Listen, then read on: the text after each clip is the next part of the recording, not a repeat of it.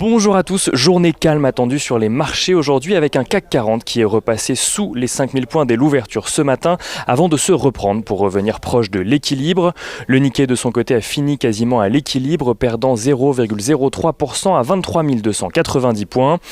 Les marchés américains sont eux allés grappiller quelques points supplémentaires pour le S&P 500 et le Nasdaq, tandis que le Dow Jones se reculait légèrement dans la nuit.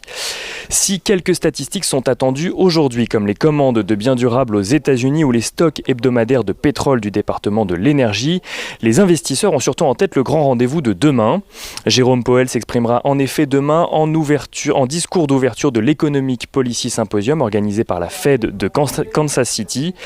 Si les minutes du dernier comité de la Fed avaient été mal reçues par les marchés, les investisseurs suivront de près d'éventuelles annonces du président de la Réserve fédérale américaine, notamment en matière d'inflation.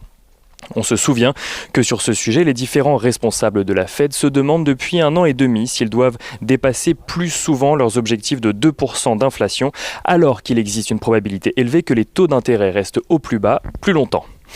Sur le front des entreprises, pas de grandes nouvelles attendues non plus. En France, les publications se feront après la clôture des marchés pour Bastide Le Confort Médical, qui publiera son chiffre d'affaires annuel 2019-2020, mais aussi pour Eiffage, Aeco et ID Logistique, qui publieront leurs résultats du premier semestre. Aux États-Unis, en revanche, les investisseurs pourront suivre l'évolution du cours de Salesforce dès l'ouverture des marchés américains. Salesforce qui a publié des résultats meilleurs que prévus, affichant un chiffre d'affaires en hausse de 27,5% de 5,1 milliards de dollars et un bénéfice par action à 1,44 dollars contre les 0,77 attendus. Et côté devises, enfin, le dollar se reprend par rapport à l'euro s'échangeant à peine au-dessus des 1,18 dollars.